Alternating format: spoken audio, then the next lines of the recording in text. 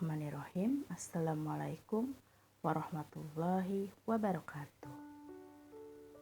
Innal hamdalillah nahmaduhu wa nasta'inuhu wa na'udzu billahi min syururi anfusina wa min sayyiati a'malina. Man yahdihillahu fala mudhillalah wa man yudlilhu fala hadiyalah. Asyhadu an la ilaha illallah wa asyhadu anna Muhammadan abduhu wa rasuluh. Rabbi shrah li sadri wa yassir li amri wahlul 'uqdatam min lisani yafqahu qawli. Rabbi zidni ilma warzuqni fahma. Amin ya rabbal alamin. Ibu-ibu dan akhwati fillah, di hari ke-16 Ramadan ini, semoga kita semua dalam keadaan sehat dan dalam lindungan Allah Subhanahu wa taala.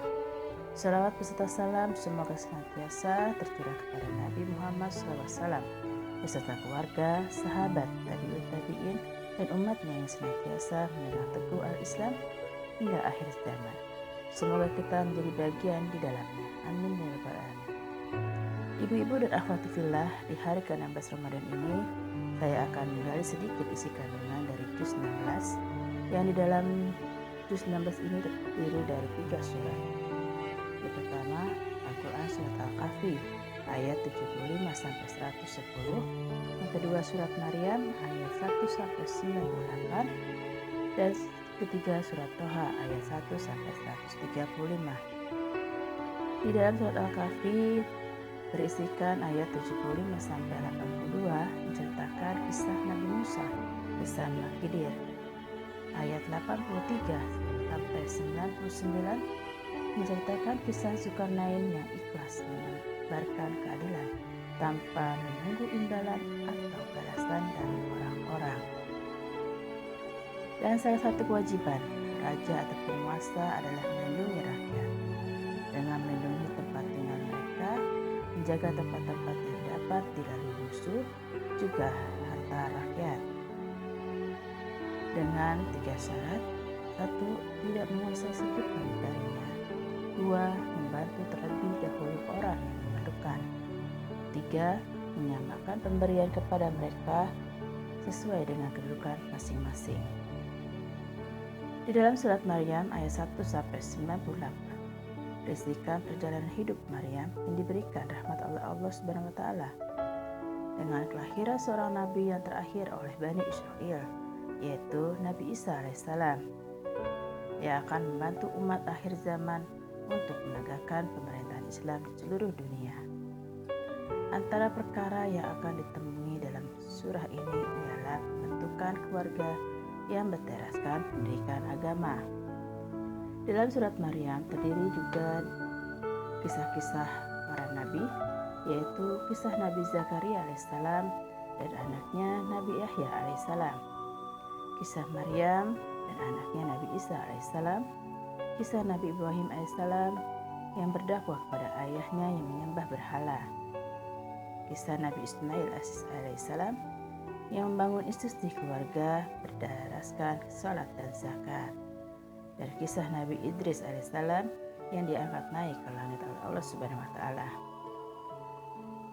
Dalam surat Toha ayat 1 sampai 135 berisikan tema penting membina kedamaian jiwa dengan Al-Quran, memaparkan kisah Nabi Musa alaihissalam dengan panjang lebar.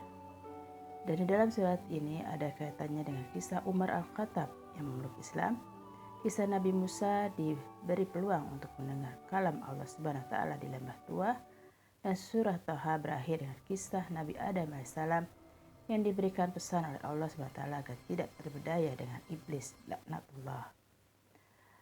Dari 3 surat ini, saya akan memberikan poin penting dalam surat Toha, yaitu tentang Umar Al-Khattab yang ingin membunuh Rasulullah SAW. Ketika beliau ingin membunuh Rasulullah, beliau bertemu dengan seorang yang berkata bahwa beliau harus membunuh adik perempuannya terlebih dahulu. Akhirnya Sayyidina Umar mendatangi adiknya dan mendapati adiknya sedang membaca Al-Quran. Beliau marah dan kecewa hingga memukul adiknya. Ketika beliau sadar, langsung meminta maaf dan sebagai balasannya beliau membaca sedikit Al-Quran. Alhamdulillah, Umar merasa terharu ketika membaca dan mendengar Al-Quran, hingga akhirnya Umar Al-Khattab memeluk Islam. Ibu-ibu dan akhwati fillah, bulan Ramadan adalah syahrul Quran. Di bulan Ramadan ini Al-Quran terasa begitu dekat dalam kehidupan kaum muslimin, di mana terdapat tadarus Al-Quran, tasyin dan tahfiz, kajian dan diskusi tentang Al-Quran termasuk kultum pada hari ini.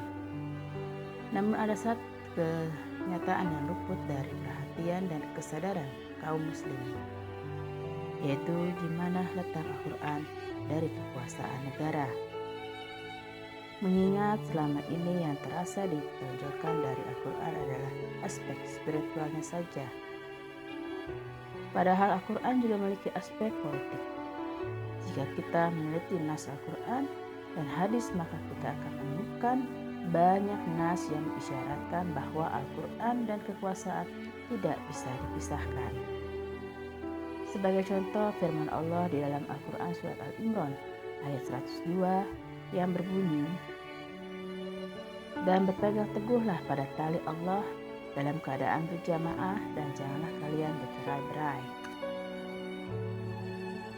Ibu-ibu dan akhwati fillah, ayat ini memerintahkan orang-orang yang beriman agar berpegang teguh pada tali Allah, yaitu Al-Quran dan Islam, dalam keadaan berjamaah, yaitu bersatu di bawah pimpinan seorang imam.